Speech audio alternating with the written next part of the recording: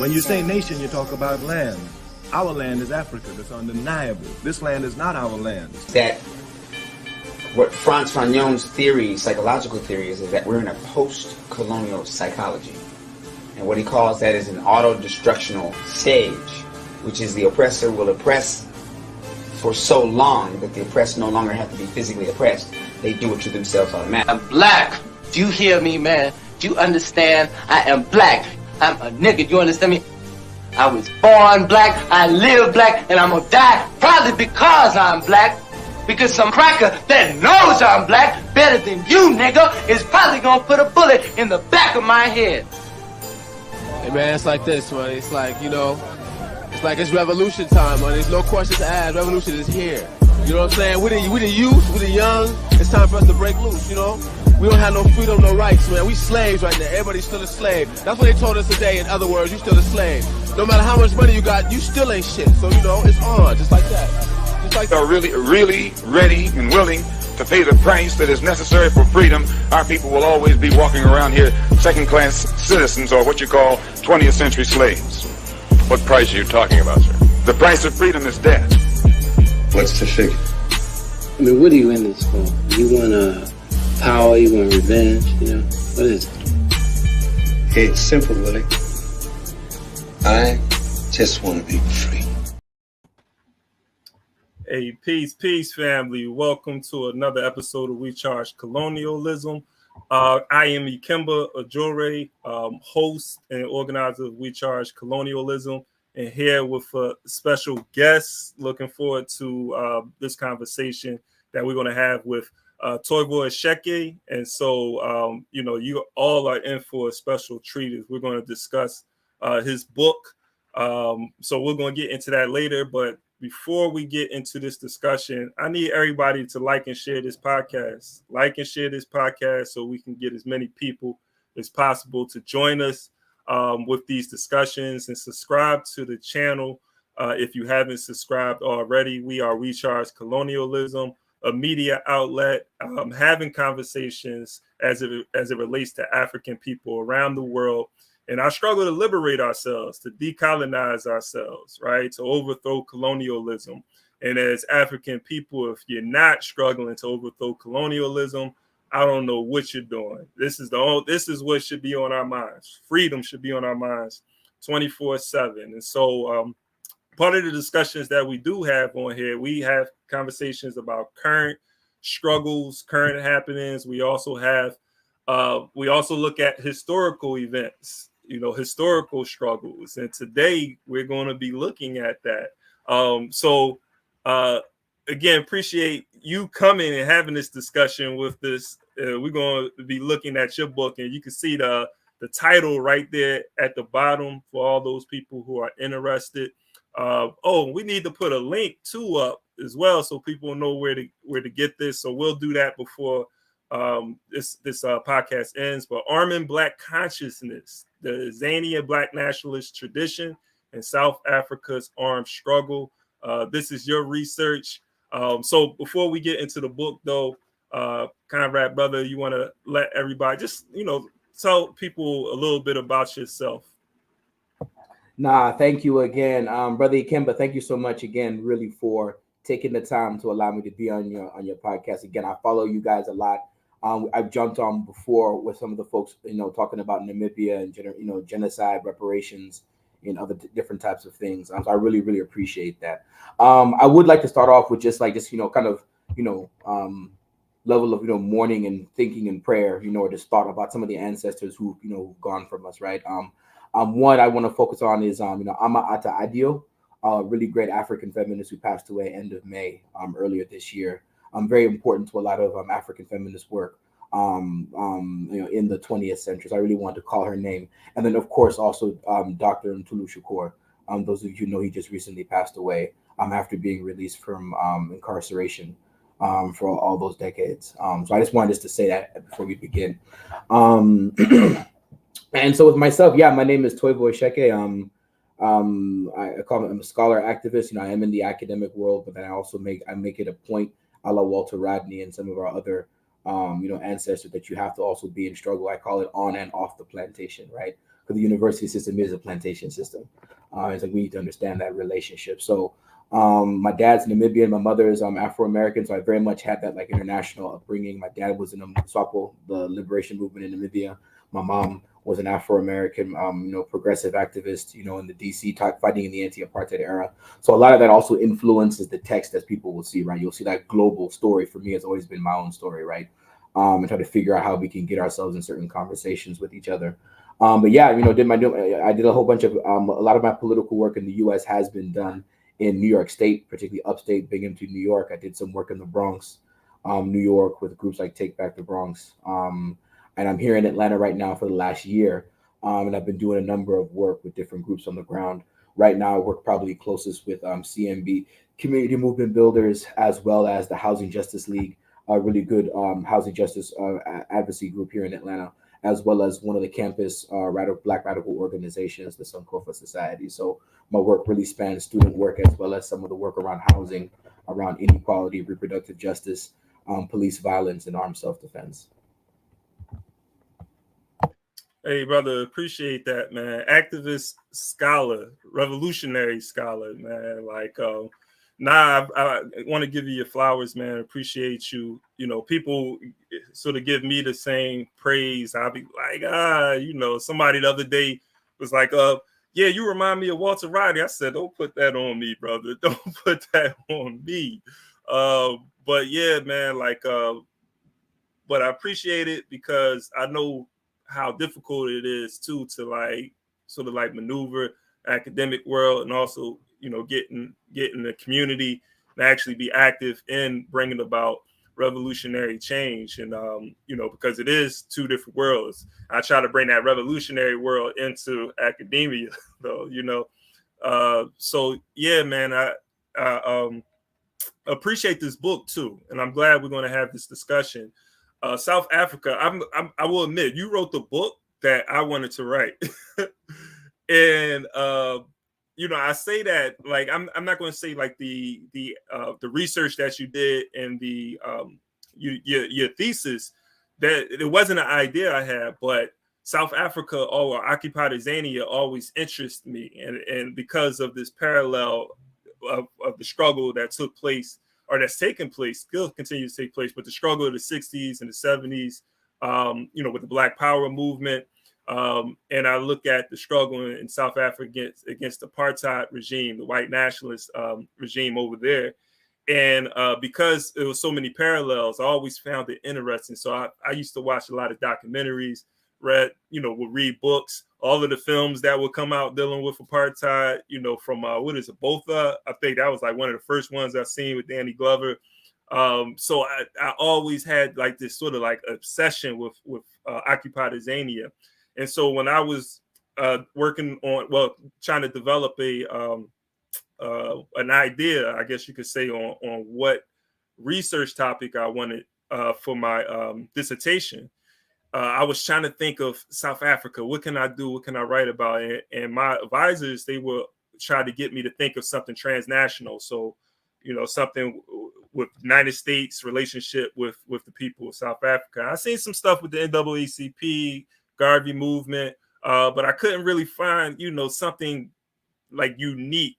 So I changed my topic. I went in another direction. I should have tried harder. But like I said, you wrote the book that I probably wanted to write, because this history, and we're going to get into this right now, your argument, I will admit, this is it. I'm intrigued because I never looked at the Black consciousness movement the way that you are presenting it in this book. And so what I always, and you talked about this, I always looked at ANC as that organization that they were waging some sort of armed struggle, right? Then you had PAC, who was more Black nationalists, though, very, Black nationalists as far as who, was African. And these two organizations, really vibing for, I guess you could say power in regards to organizing the African community. But then when it came to the Black consciousness movement, I always looked at it as an intellectual movement, right? So in your book, you argue something different. right? And so before we get into that, though, what motivated you to do this research? What drove you in this direction? All right, yeah, thanks for that question, and thanks for that. So yeah, just to answer that directly, I mean, first and foremost, like I was in, doing my PhD, and I was trying to figure out what topic I would do. Right, I had just finished like teaching myself about the Haitian Revolution, and parts of my thinking was on the Haitian Revolution. So if you read the book, you'll see even in the first chapter there's discussion on the Haitian Revolution, right? But I couldn't write the dissertation on Haiti that I was imagining because of my linguistic limitations. Like I wanted to have the Spanish, the French, the Creole, whatever, to be able to write and to access certain archives. So my dad, who's in SWAPO, and who was in the SWAPO Youth League, also in Fort Hare, who was around some of these Black consciousness cats. One of the things he asked me when I was out, before I went out to go get my PhD, part of what he asked me was like, Toivo, like, what happened to us, man?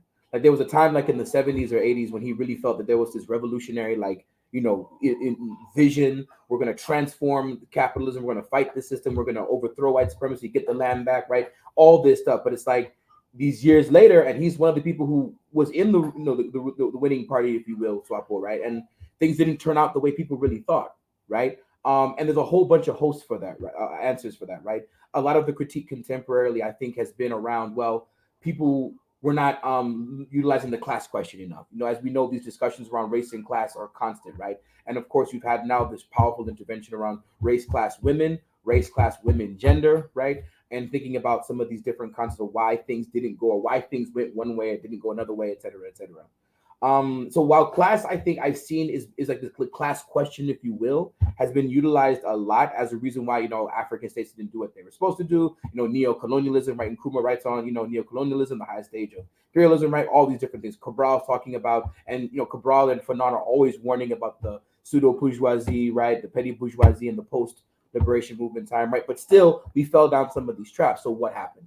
So class generally gets utilized, I feel, in some of the arguments in academia, at least, and some of the mainstream radical arguments. I'm not saying that like mainstream represents everybody, but those that generally sometimes get out there around the African liberation movements has been that. Or you have some of the right-wing critiques, which is like, yeah, they were always oppressive, they were always dictators, they were always, inspired by the whatever. My argument was say, no, I actually don't think the issue has been they didn't utilize class enough. So I think the issue is actually a repression of a Black nationalist or a radical understanding of the race question, if you will, right? A certain radical Black nationalist trend has actually not been embraced enough, which I think was more of a threat to the colonial structure as an idea and as a material reality, right? I think the issue with the class question, again, in the first chapter, I try to go at some of these concepts. As we know, what really pushes some of the, if you will, the Bolshevik or the Marxist-Leninist influence in the Black movements in the continent and in the United States and in the diaspora, right, is really the Russian Revolution, right? It's 1917, because prior to the Russian Revolution, anybody was reading Marx like that, bro. They were not, for radicals. You were not reading it prior to the Russian Revolution. When that happens, it changes everything, right? And that has been a very influential moment. And I think it deservedly so. It was an important moment, right? But the Black radical tradition has a long, deep, rich history of radical struggles that, due to the reality of much of our stuff was enslaved laborers fighting, right? It was people who are not writing in English or Portuguese or French or the main European languages. So some of their stuff hasn't been documented the same way other struggles have been documented, like the French Revolution, right? How many books are there on the French Revolution compared to the Haitian Revolution, right? So my motivation to answer my dad's question was say, Dad, this is a bigger and longer question. It's not actually just, only to be looked at, for example, from the perspective of Namibia or South Africa. There's wider implications, right? Even those of you who know your Caribbean history well, right? You think about Grenada, right? And Maurice Bishop, and how Maurice Bishop himself comes to power in some ways, and some of the fights even in the Caribbean around Black power, right? And certain understandings of Black power, right? Trinidad has a radical Black power movement that gets suppressed, right? Jamaica, the Walter Rodney riots, we know about that, right? After his bannings, right? There's a Black power current throughout the Caribbean. Sometimes I feel like, given the influence of the USSR, and ideas in the French Revolution and Russian Revolution, and of course the Chinese and Cuban Revolution, or particular understandings of them, a certain type of understanding of revolution has been seen as lost by the liberation movements. And so my argument is, wait a second, we actually have to go back to movements like Black consciousness and look at like what they were talking about and understanding not just the ideologies that they were pushing, but the practicalities of how they were organizing, right? How are you going to build this struggle? If you want to be independent and you actually want to transform the system in particular kinds of ways. So mostly it was to answer a question from my pops, right? And try to think some of the existing answers around, why the liberation movements in Africa haven't gone a particular way. Yeah, so you brought up, and I appreciate that. That was really really good, because it I think it gives people a lot of insight on the reason you wrote this book, and it just like gives some history, gives some context, though, for everything that's being talked about in this book. You mentioned the Black consciousness movement. One of the questions, going back to the idea that I had, like this, in regards to the struggle in occupied Azania and what organizations was doing what. And you turned my idea of the Black consciousness movement upside down. Like you talked about armed struggle that they were involved in. Before we even talk about, I'm so curious, like, what did you come across? Did you go in saying, hey, I think the Black consciousness movement, like, I think that they were involved in armed struggle, or was it something you read and came across and said, oh my goodness, like, yeah, I got to talk about this? Yeah, no, great, no. Thank you for that question. So in the book, I sort of in my intro, I sort of touch on this a little bit, but basically, so I was confused. I'm in the library, I'm looking for stuff, and I came across this book called "In Your Own Words," something like this, and it was one of dusty old non-read, forgotten book in the library there. Basically, it was an autobiography of Musabudi Mangena, who was a key one of the, I'd say, the second, third wave of leadership in the Black consciousness movement inside Azania after Biko and them. See, Biko, of course, gets a lot of attention, but there's layers of leadership that come afterwards, right? Just different ages of leadership that come at different moments, right? Same like SNCC, for example, or the Black Panthers, right? Like there's people who come in 67, those who come 69, there are those who come in the like early 70s, right? And there are different waves of activists, right? So Mangena wrote this autobiography, and I was reading it, and I was learning that, wait a second, the Black consciousness movement of Azania, they had an external wing. He mentioned them talking about armed struggle, but because the book was written in 89, in the midst of them executing an armed struggle, you can't tell them everybody the details. You're not going to say, hey, yo, we here, like, boom, boom, boom, boom, boom, right? And so that first got me curious. And then I began thinking about, okay, there is a huge discussion, right? When you're in, coming from Southern Africa, like some of us, right? 1976, June 16th, 1976, the Soweto uprising. Some will say the Soweto massacre, right? It's a huge moment, right? It literally is the moment that the ANC was able to capture in some ways in the international discourse, right, as theirs, which propelled them to be seen as the legitimate one to take power in South Africa. When the reality is the Soweto uprising, at the very least, had nothing to do with the ANC directly. It was young, radical Black nationalist kids, whether they were officially, in Black consciousness camp or in the PAC, the Pan-African Congress's camp, or whether they'd had some ANC affiliation. At the very least, we can say it's them who have this current. What is clear, and what the book I try to also show, is that many of the people who were leading this movement, and many key people in this, not everybody, but key people in this movement, were clearly Black consciousness, right? And so the general discourse is that the ANC takes these cats, trains them up, and they become essentially the radical movement, like the strong movement in the 1980s that now pushes apartheid over, in addition to, like, the international pressure, the sanctions, right, and the divestment campaigns, et cetera, et cetera. So I was at first not knowing how deep this armed struggle really went, and so I started thinking about some questions. I reached out to some people, and then as I began digging deep in some of the books, the secondary literature that already existed, and stumbling upon some primary sources, I began to say, wait a second, there was something that happened. There are some cats who went to get training at different points. And there's a rich literature right now coming out in the last 20 years. Similar, again, to the Black Power literature, right? Like, we know so much more detail now on some of the Black Power movement stuff, some of the Black Panther stuff, the Black Liberation Army stuff, the folks in prison, right? We have so much more detail now on some of the newer research than we did, say, 40 years ago, right? Or 30 years ago. So something similar with South Africa is happening, right? Because distance is happening from the liberation struggle. People are more open to talk about it. So I just began looking through these details. And so I found, I eventually was able to stumble upon some cats who did interviews with me, and then they gave me more people, And then once I got good with a couple of activists, like Musa Budi Mangena, and then 2 other activists, Charles Ntumbeni, who I'm really thankful for. He passed away before this book could come out. He's one of the main characters in the book, if you wish. Some of these cats, Strike Tokwane, another one who just really took time with me to like talk to me about this. They gave me more people and just filled in the blanks and they showed me, here's all things that was happening.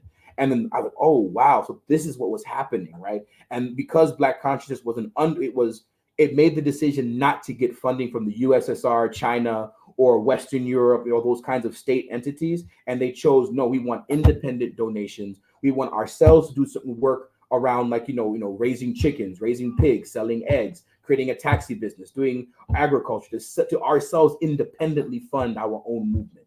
And so because of that, they don't necessarily have as much of a rich text archive as, say, the ANC or other organizations have, right? The ANC simply had the resources and money to publish Sechaba, which was their major publication, damn near annually, like 4 times a year, right? They had the communist organizations across Europe and the world pushing that literature, right? They had the linkages and the money to send people to the United States and to fund them there while they were building connections, right? Black consciousness didn't have all that. They had to fund it differently. And so, of course, it's a harder thing to track. So that basically, in a nutshell, is what got me like zooming in on just kind of like one book here, reading the the footnotes here, just drawing certain like timelines. Okay, that means you were here, and then finally, I just was able to get the help that I needed to actually lead me to the people who actually were a part of this struggle.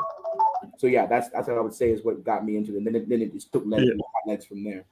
Yeah, then we have this masterpiece, and I'm gonna say like this is I may be biased because of my interest in Occupied Azania, but I think this is it's an important text. And you mentioned about digging, and one of the things that I noticed is just like the details. That's one thing about this book. Like you really go into details. There's a lot of names I couldn't write all of the names down, but I was so interested.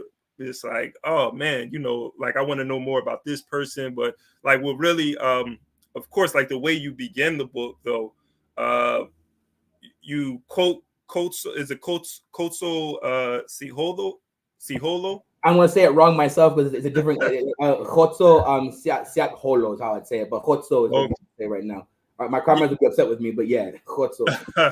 Yeah, but you begin the book with him, and you quote him. This is 17-year-old, I would call him revolutionary. You're quoting him, and you don't just quote him. You began to you talk about him in several places in the book. So what is it about him? Was it something special about that person? But you do talk about a lot of other people, but you do begin with him, and you talk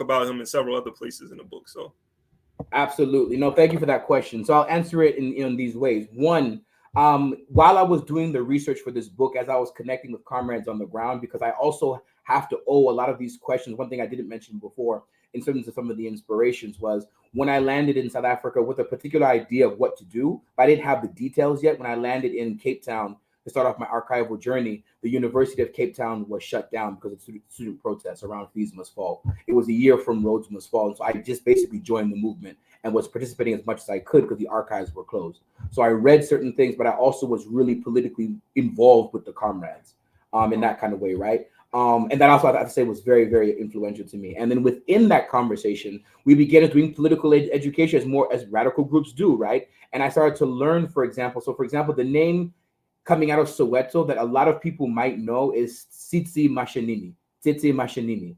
Mashinini will be a name that is maybe more known from some who comes out as a leader, one of the president of the Soweto Students Representative Council, right? The SSRCs, right? That kind of emerge as the organizing glue around the Soweto uprising, at least in Soweto, right? And Tsitsi Mashinini's name kind of gets this global prominence. And Kotso comes after him as president after Tsitsi has to leave because, the regime's out to get him, right? And so Kotso actually is somebody who many of us believe kept his politics radical up until he got captured in 1980, I want to say in the early 80s, I think 81, if I have to go back in my book, 81. And then he's in prison until 1990. And he kept his politics.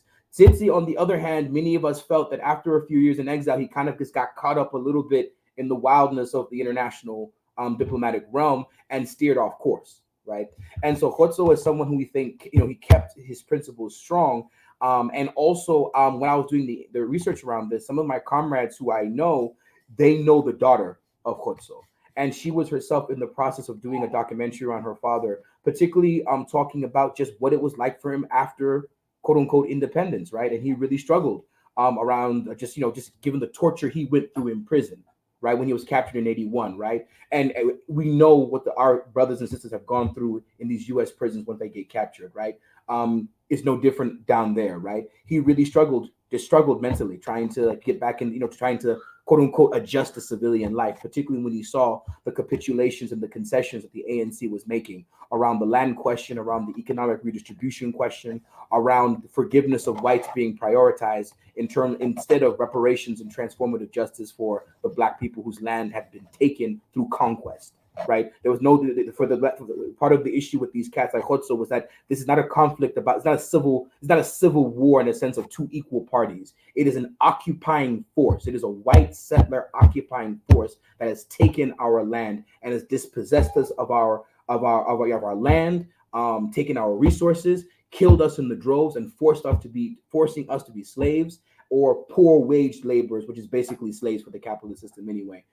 For economic development in the mines, in the farms, and the global networks of capital. It was clear. Versus the ANC, at least many segments of the mainstream ANC was, we're fighting for either a free and fair elections, which doesn't actually challenge some of the power relations in the country, right? Or maybe at the most radical within some of their own ideological spectrums, right? You had maybe the more Leninist idea of we're going to take state power. We take state power and we use the state as a repressive tool against, right, the ruling class. The tricky thing is that if in South Africa the ruling class is white, because it's a white settler colony, you automatically have to mobilize the state then against the white folks, which they were unwilling to do because the idea was we're like in this post-racial society, we're building this non-racialist, right? We're so deep in, we're beyond the race question. We're building a rainbow nation, right? Kind of getting wrapped up in these kinds of things. So Khotso is so important to me because he was very much a tactician in my mind, more so than Tsitsi during the Soweto uprising.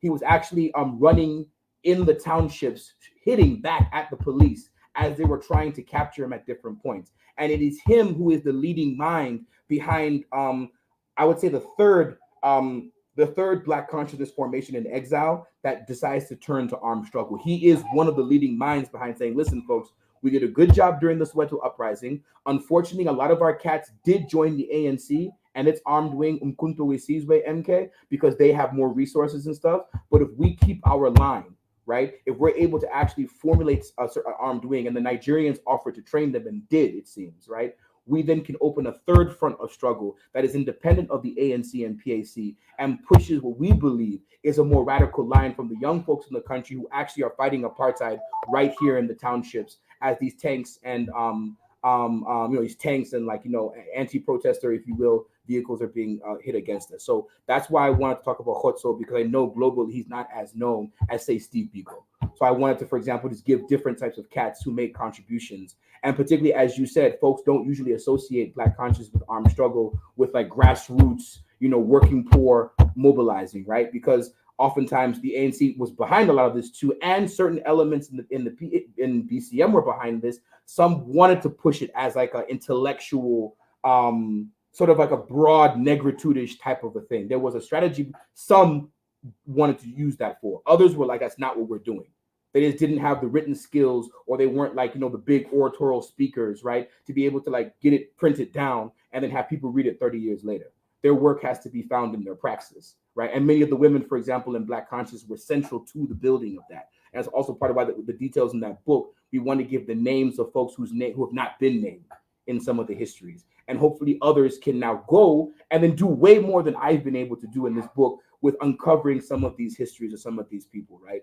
And in that, I also was very inspired actually by Dr. Umoja's book, Mwalimu Umoja's book, We Will Shoot Back. If you look at the detail and the history that he gives, he's giving you names of people who you would never really know of. It's and on purpose, because people weren't out here taking selfies when they're doing protest work or when they're doing armed self-defense work. This is quiet work. This is work that must be disciplined. We don't want you to know who I am, because that defeats the purpose of being an underground. right? You actually have to do things quietly, and your work has to show up in different types of ways, right? So that's, I think, some of the, why Khotso very much was utilized in that kind of way to start things off. Yeah, no, I appreciate that, and you bring up Dr. Moshe's book, because that is, a book that I think about in regards to details. But what was on my mind too, as I was reading your book, was Kwame Ture's Ready for Revolution, because he does the same thing in that book. And I remember reading that decades. Was it decades ago? I think it was decades ago. Getting old. But yeah, when I read, Ready for Revolution, I was, the details that he was given in that book, like, yeah, I was very impressed by the way that it was written. It's an autobiography. I don't know, it may have had some, also some help writing it as well, but it is an autobiography. And so that's sort of the difference in which you're not writing an autobiography.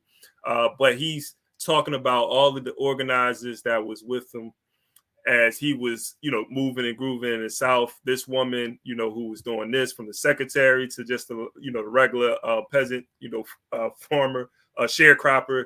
You was learning about all of these people who played the role in the movement down there. And so, and just, I'm just going to, just juxtapose that with Malcolm X's autobiography for a second, because the autobiography of Malcolm X really had an impact on me. But when I read Ready for Revolution, I was like, hold on, I think I kind of, it kind of edged the autobiography to me, because when it would have been different in Malcolm X's autobiography if he was talking about who all these other people that was helping him organize, right? Who was the sister, who was the brother, and so forth. And so that's what, but that's something that you do in this book, man. I could really appreciate that. And so what I want to do, and for everybody that's viewing, that's coming on, will be coming on, watching this. I'm here with Toivo Asheeke, and we're going over his book, or examining his book, Arming Black Consciousness, the Azania and Black Nationalist Tradition in South Africa's Armed Struggle. Well, we're not we don't need to examine, because you wrote the book. So, but I guess, like, the question I want to ask now, and you don't have to give too much, because we want people to read this book, right? Powerful book. You're talking about the Black Consciousness movement, and them being engaged in armed struggle, right? Can you talk about how there is this sort of narrative that, the ANC, sort of, when you think about armed struggle and you think about this movement, it's really like the ANC, and the PAC is sort of like in the background. Robert Sobukwe, he's in jail, and sort of the PAC, even though they're still active, they don't get as much attention as the ANC does.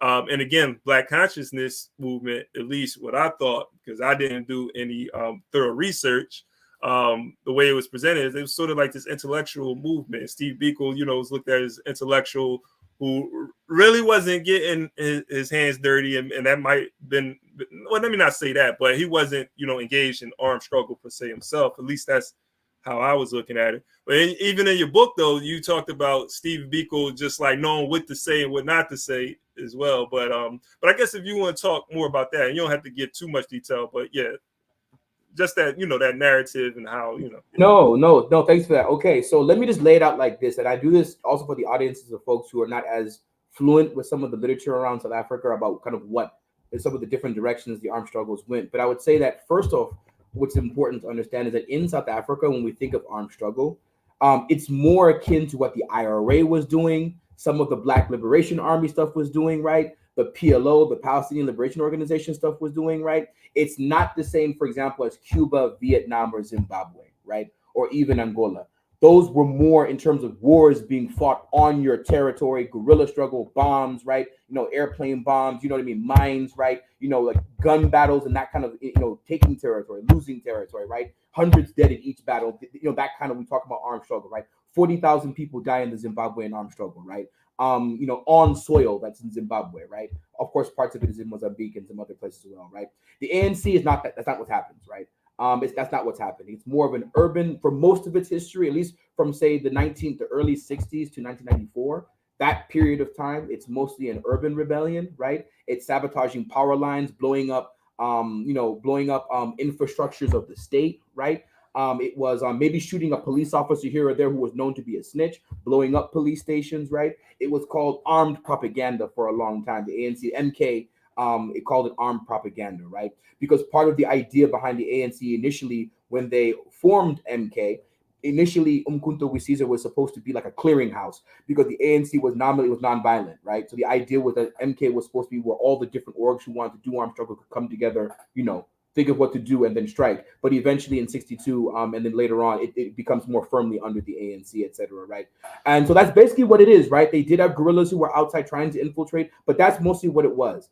The PAC and there had an armed wing in the 1960s called POCLO. POCLO,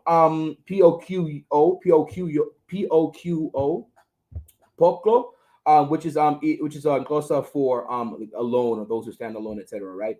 That was more of a rural-based rebellion. It was more like we're gonna go after white settlers, shoot them in their head and their whole family to get them off our land here in the rural areas, right? That's what it was. The ANC didn't want to do that because the ANC initially, their idea was we want to force the National Party, the racist National Party, to the negotiating table, right? Our argument is we're conceding South Africa is conquered.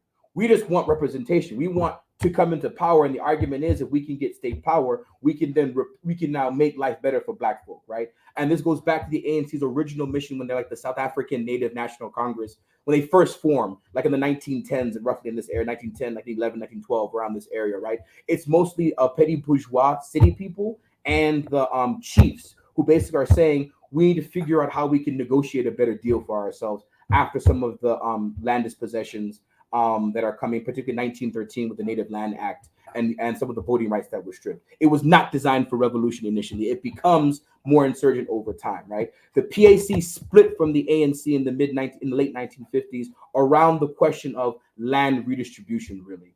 They felt the ANC was backing an idea with other of the racial groups in the country, the South African Indian National Congress, some of the colored people's congresses, and some of the white progressive groups. Their idea with a key clause in the Freedom Charter in 54 that the radicals point to, at least the Black nationalists point to, that they didn't like, was the argument was the land belongs to all who live on it, both Black and white.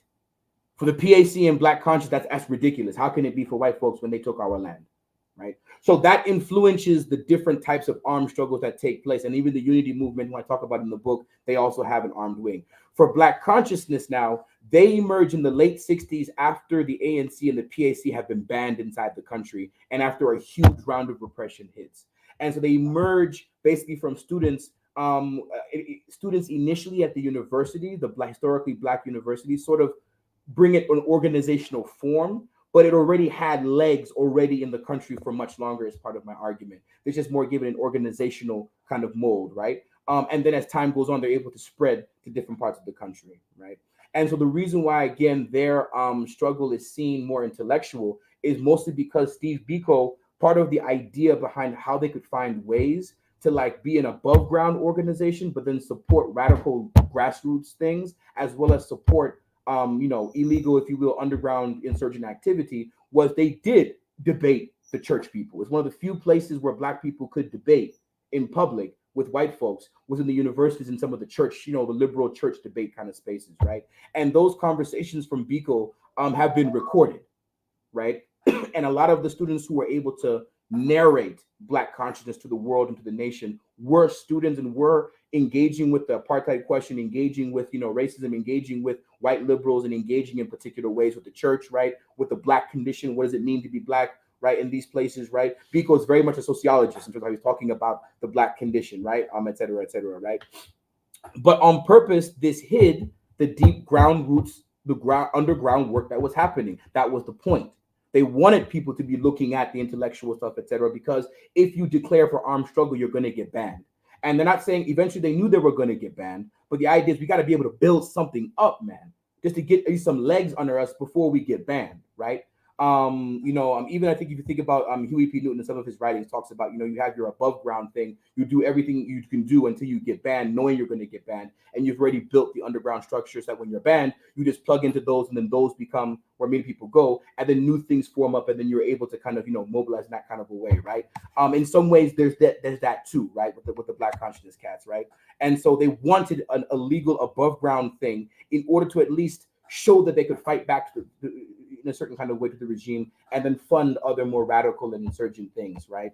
And so I think, again, the intellectual thing comes because the ANC understood, because in part given their relationship with the South African Communist Party, they understand good propaganda. They understand that what really matters is what you think, not what actually is. Now, the reality is true because the ANC was backed by the USSR and by a lot of the Eastern Bloc, if you will, and they had funding in the West. They were able to afford, right, better equipment. They could get camps. They could get training systems in place. They could get trainers from across the world. They could fly recruits. Say if you ran away across the border to Botswana, they could fly you to Angola to the camps in droves and train you there. Because the Cubans were training them, the Russians were training also. A lot of different people were training them, right? Black conscious didn't have those connects.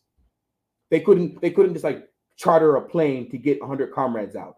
They had to like independently fund, right? I think groups in the U.S. right now can understand that, right? We all know organizations which got bread and can do things. They have money, they have resources to be able to put on conferences, put on trainings, pay their people, et cetera, versus some of the orgs that have to independently grassroots, fundraise for these kinds of things. So because of that nature, and because Black consciousness, the other African countries around South Africa that were independent, they did not want to support Black consciousness because they felt that Black consciousness was dividing resources from the ANC and PAC, and they actually felt all the South African orgs should just come together as one. They didn't agree with some of the splits, but the splits were, I think, necessary given the different politics of people. What people don't know is actually for a good long time in the 80s, besides, not even Zambia, right? The ANC wasn't very popular in Southern Africa because it was seen as being too liberal and having too many white folks and South Asians, right? It actually wasn't considered the radical one. The PAC was. But the problem with the PAC was they struggled organizationally in exile, getting their shit together. And they were early in the 1960s targeted for infiltration by the CIA and the other intelligence agencies. And because they didn't have USSR support and other things, they kind of like, think of the Black Panthers and COINTELPRO, right? That shit's happening to them too at a really early time in ways it wasn't happening with the ANC because of their alliance with the USSR. They were able to counteract some of that insurgent shit, some of that espionage shit, etc. And Black consciousness doesn't get the burn again. Lastly, is because again, as the 1980s goes on, it's true. Many of their comrades joined MK, and I have 2 chapters that look at those cats who joined the African National Congress and their armed wing, and I show how some were able to rise and how some brought the ideas of Black consciousness to the ANC, and actually, in my opinion, pushed it to becoming a more radical organization, right? But most of those comrades were actually imprisoned and jailed and were repressed in the camps and weren't allowed to infiltrate the country.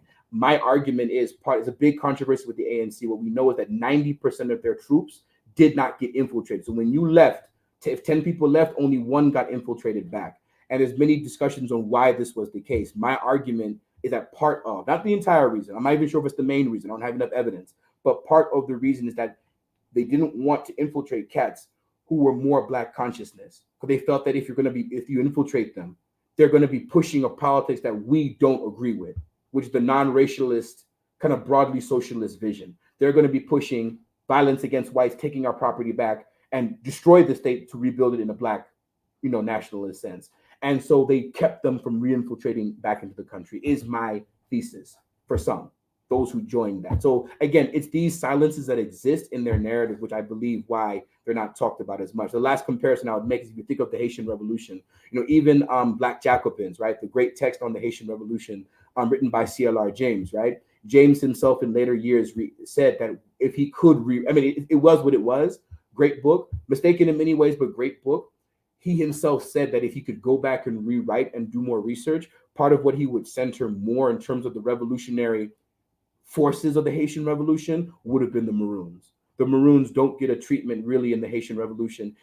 In Black Jacobins, seriously. He centers it primarily around Toussaint and the Black Jacobins in that sense. And so that, of course, makes sense because Toussaint was more literate and legible. to the white radical world through his relationships with whites in the French Revolution, right? And given his own training in the Catholic with a Catholic priest, and he could write a little bit in French, et cetera, versus many of the Maroons, niggas ain't writing. they don't need to. You know, they're doing voodoo, right? They're mobilizing in their African faith and their own ideation systems, but we don't know as much about the Maroons and their role, you know, in the Haitian Revolution, right? As much as we know, say, Toussaint's peoples. So that's like a comparison in terms of just documentation, right? It's less about what did or did not happen, but just what was documented and what we're able to access. No, appreciate that. Now, I'm gonna ask this question, man, because I want to be the first before someone else asks, unless they already asked. What's some information you came across in your research that didn't make the book that you know you wanted to be in here, but you're just like, doesn't fit or something, but you know, but you really, it's like, man, this is good. Okay, I appreciate that question. I have not been asked it yet. There's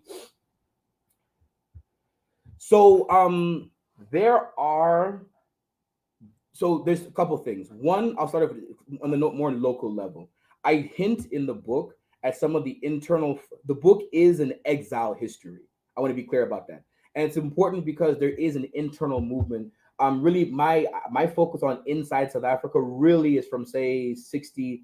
Maybe say the early 60s roughly, but really from say 68, 69 to about 1973. And then loosely from 73 to 76, but most of it is an exile story. This is important because in the 1980s, particularly in South Africa, those who remember that time, it was really wild. It basically was a wild civil war in the townships, right? There was a lot of violence. There was a lot of necklacing, there was a lot of killings.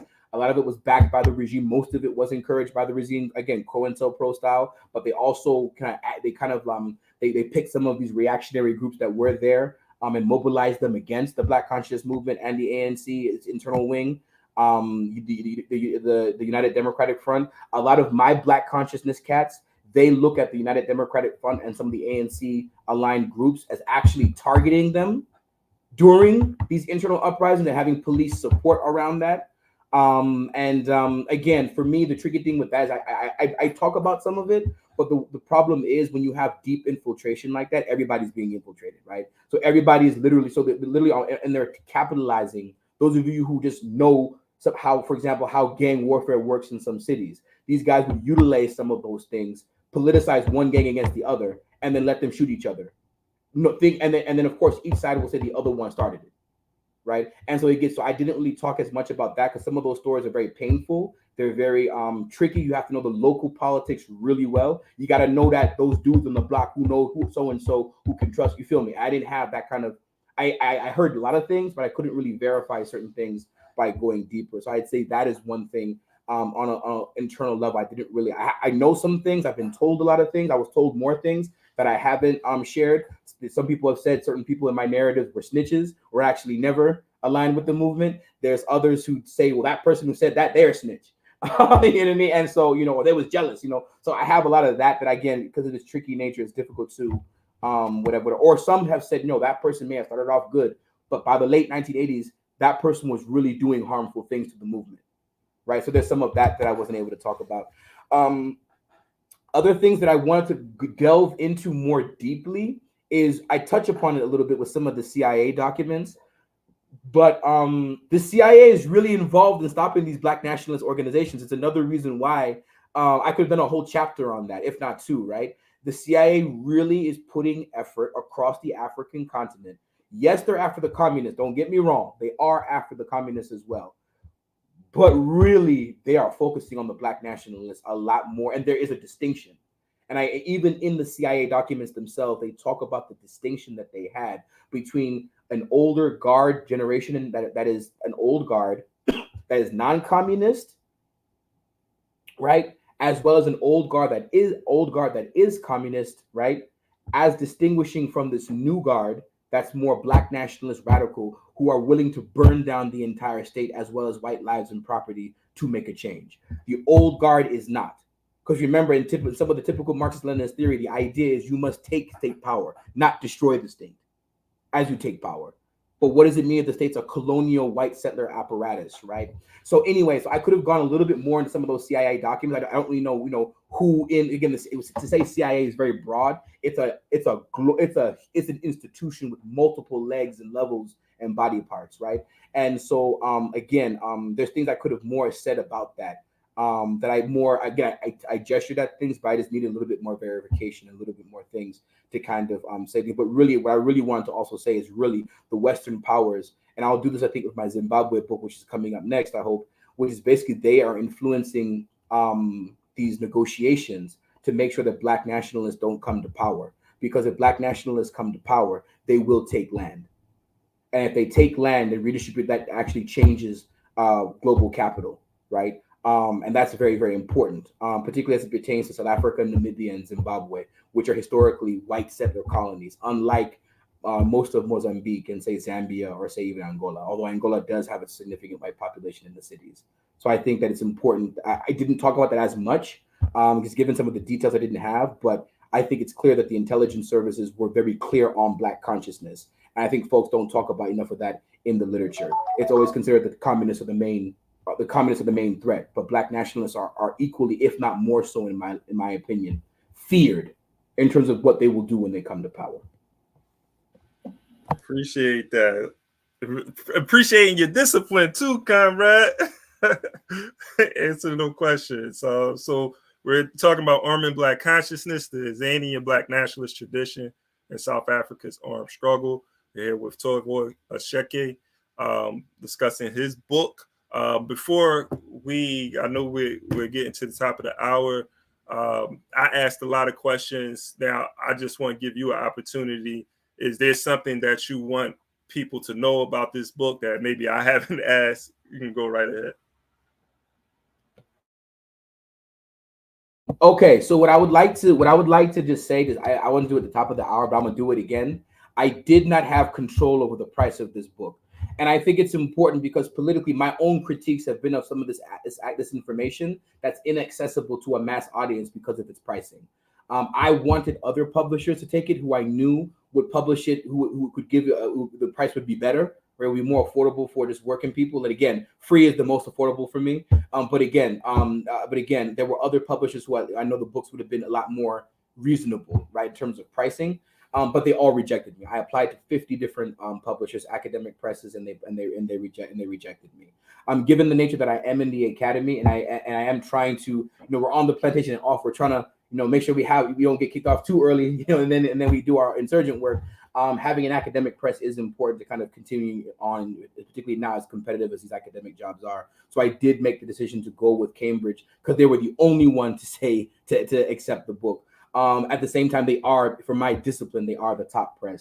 But that doesn't mean, again, anything really to me. It's just that it just shows some of these inequalities in the publishing industry and how it's very much a corporate structure itself. And as academics who claim to be radical, it's tricky of how we kind of go in and out these things and how we have to navigate things. Even if you think of like Walter Rodney and some of his books, how they have to get published, right? They weren't by some of the quote unquote good presses, and so things to think about for some of us. But I didn't have a choice over the price. But what will happen apparently in 2 years when the paperback comes out, which will be cheaper, I was able to negotiate. One of the few things I was able to negotiate, because my goodness, I couldn't negotiate them with nothing. Was in 2 years the rights will be returned to me for the book for distribution in the African continent. So with that, I will most definitely be looking at a South African press, a working class press, like a radical press. Because making money is not the issue. It's just more about getting it to people in an affordable way. Most definitely on my dissertation, which again, it is very different. The dissertation from the book, very, very different.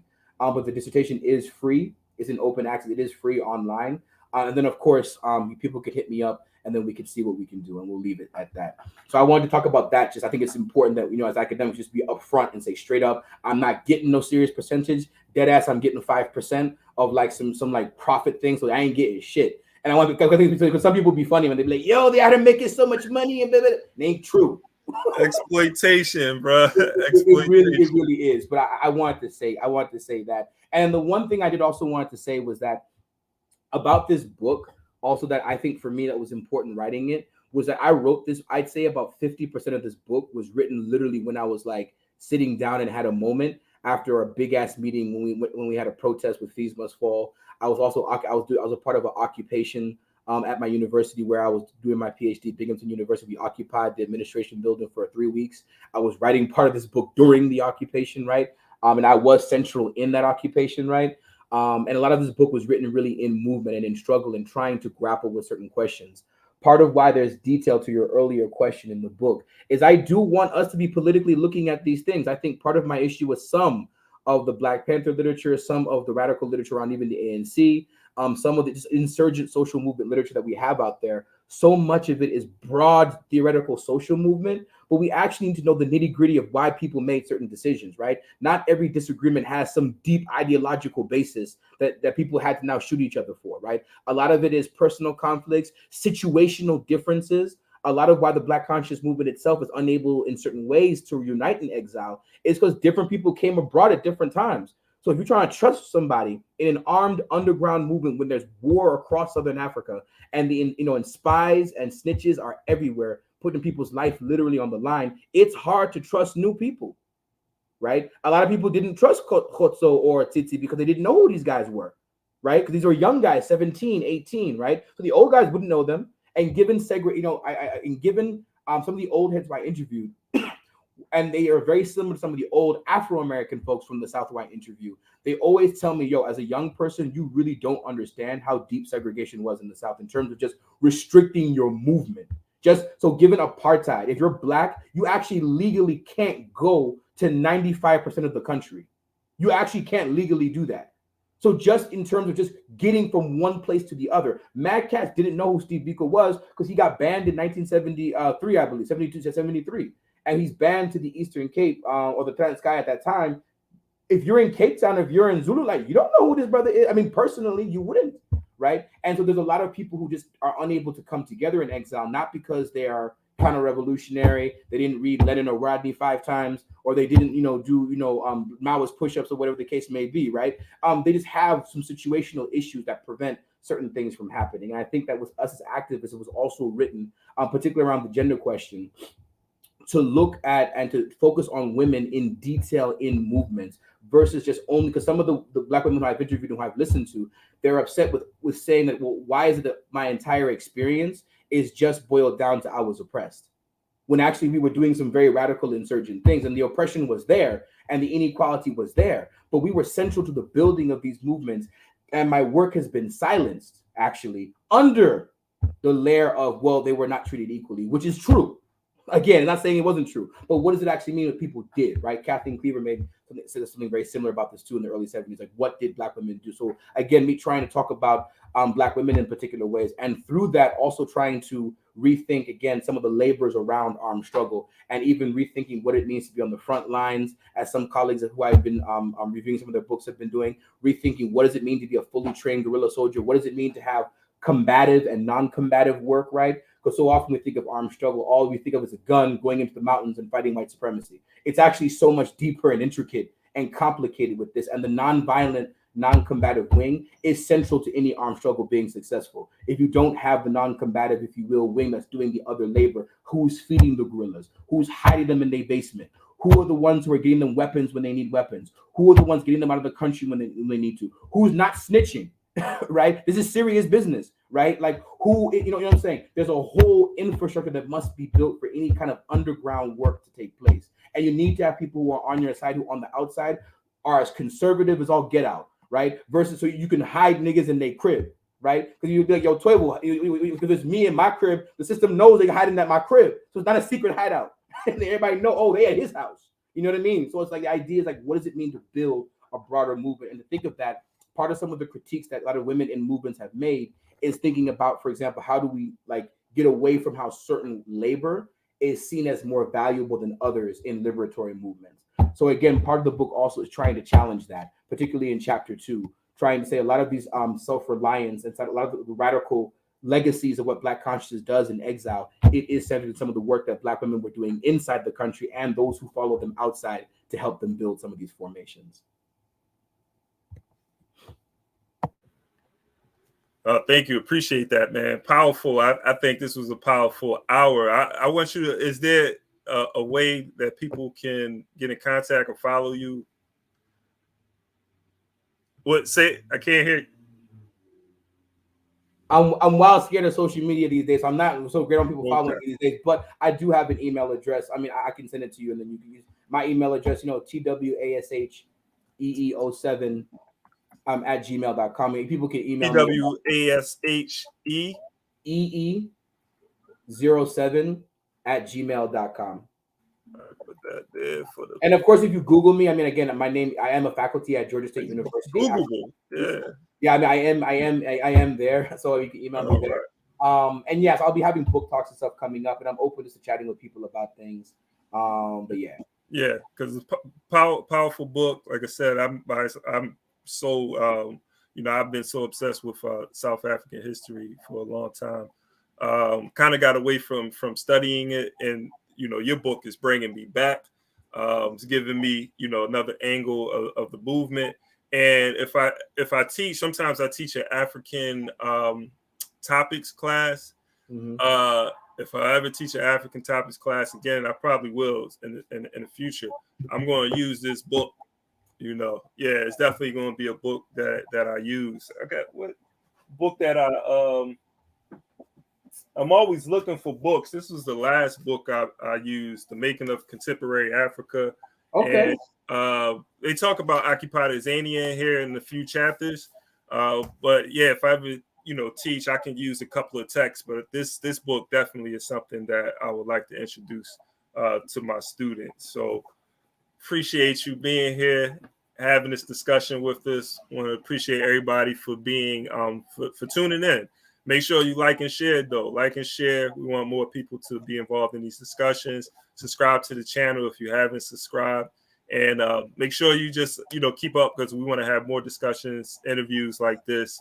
And make sure you tune into our Saturday podcast. We're reading Stolen Black Labor by Amali Yeshitela. We're analyzing that. So that's Saturdays at 10 a.m. Eastern time.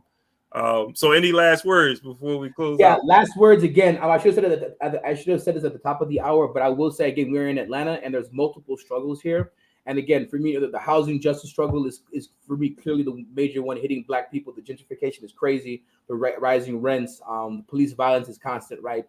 But it's really crazy here. But again, the movement that has the national headlines in Atlanta is the Stop Cop City movement, right? So I do want to say Stop Cop City. Stop Cop City will not be built. And that is again at least in the mainstream circles, it is the movement that is uniting people here. A lot of movement though here in Atlanta though, but we say Stop Cop City. Stop Cop City. Dare to struggle, dare to win. So peace to the family. Till next time. Peace.